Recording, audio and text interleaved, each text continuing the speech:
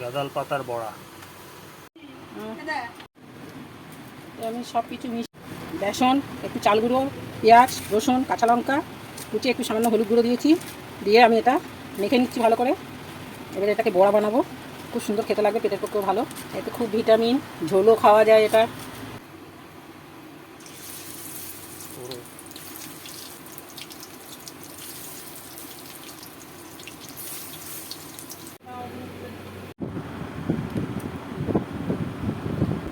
দেখি গাঁদাল পাতার বড়া কেমন হলো।